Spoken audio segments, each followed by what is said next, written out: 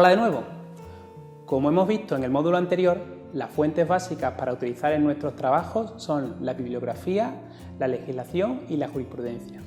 Por eso, ahora que ya hemos explicado cómo se cita la bibliografía, tendríamos que ocuparnos de los otros dos tipos de fuentes. En realidad, para citar la jurisprudencia y la legislación tenemos que tener en cuenta las mismas pautas generales que en la cita de la bibliografía y que vamos a recordar aquí, aunque son exactamente las mismas. En primer lugar, utilizar un sistema reconocido en el mundo académico. Al igual que sucede con la bibliografía, normalmente no es adecuado citar la legislación o la jurisprudencia de una manera inventada por nosotros, sino que es necesario que utilicemos un sistema que sea reconocible en el mundo académico. Para eso, lo más efectivo es copiar la forma de citar de autores que sean prestigiosos en el área de conocimiento a la que se refiere nuestro trabajo. En segundo lugar, utilizar un sistema uniforme. También en este caso tenemos que utilizar un sistema uniforme para citar resoluciones judiciales y normas que sean del mismo tipo.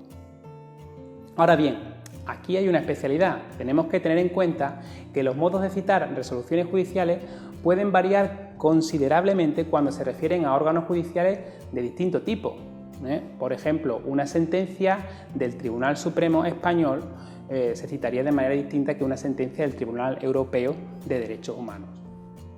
Del mismo modo, sucede cuando se citan normas de distintos ordenamientos. Por ejemplo, una ley española, una ley británica o una directiva de la Unión Europea tienen distintas formas de cita, ¿no? Las reglas para citar la legislación de una y otra norma van a ser distintas. En tercer lugar, identificar correctamente la resolución o la norma. En el sistema de referencias que utilicemos, tenemos que identificar correctamente las resoluciones judiciales, de modo que no puedan confundirse con otras y que por tanto sean fáciles de localizar. Por ejemplo, no basta con decir sentencia del Tribunal Supremo de 23 de julio de 2018, porque lo normal es que el Tribunal Supremo haya dictado muchas sentencias en ese día. Ciertamente habría que poner el orden jurisdiccional, si es civil, penal, contencioso administrativo, pero también puede haber varias sentencias de la misma sala en el mismo día.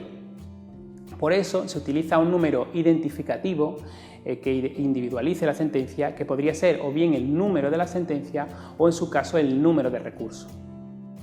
Además, en las sentencias del Tribunal de Justicia de la Unión Europea y del Tribunal Europeo de Derechos Humanos se suele poner el nombre de las partes o el nombre de alguna de las partes, como se hace habitualmente en el mundo anglosajón. Esto facilita que sean más fáciles de identificar que si se utiliza un código puramente numérico. En el ámbito europeo, tanto para el Tribunal de Justicia como para las jurisdicciones nacionales de los Estados miembros, existe un sistema llamado ECLI, Identificador de Jurisprudencia, que consiste en un código complejo en el que aparece el país, el órgano judicial y una serie de datos identificativos de la sentencia.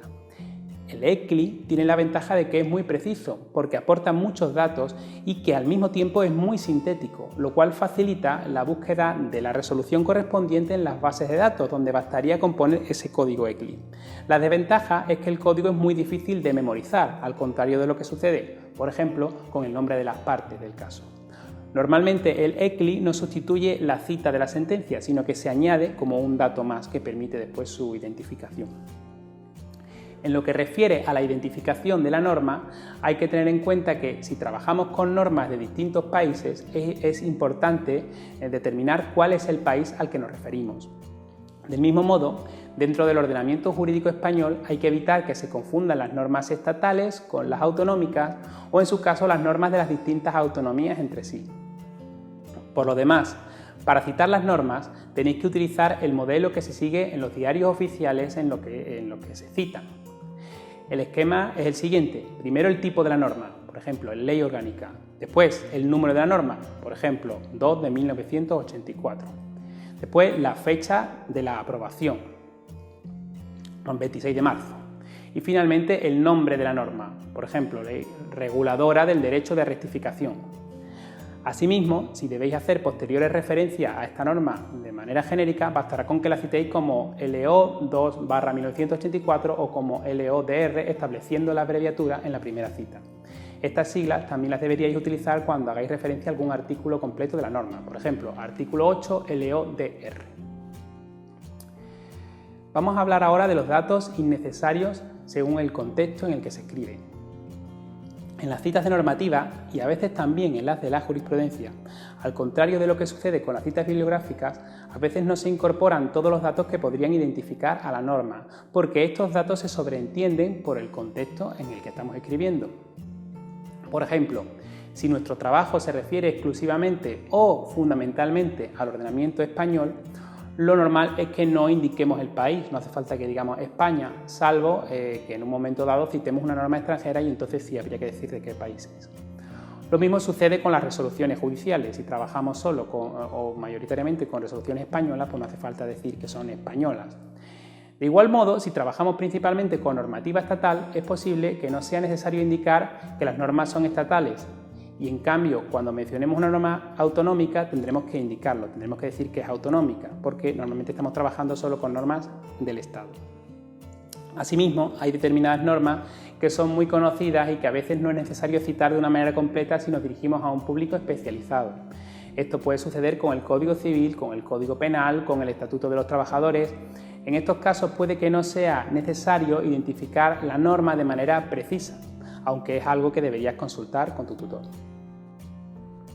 Por último, tradicionalmente en la cita de normativa y también en las sentencias del Tribunal Constitucional se ha incorporado siempre la referencia al diario oficial en el que las normas están publicadas, pero esto cada vez es menos común, porque las normas o las sentencias cada vez más se localizan en bases de datos o en buscadores de Internet, de manera que la fecha del diario oficial es menos importante para encontrarlas. Como hemos dicho antes, aunque la cita de jurisprudencia y de bibliografía formalmente se hace en el momento de la redacción, es importante que conozcáis ya el sistema de referencias que vais a utilizar cuando estéis leyendo las fuentes, porque esto es relevante para gestionar la información. De este tema nos vamos a ocupar a continuación. Entre tanto, hasta el próximo vídeo.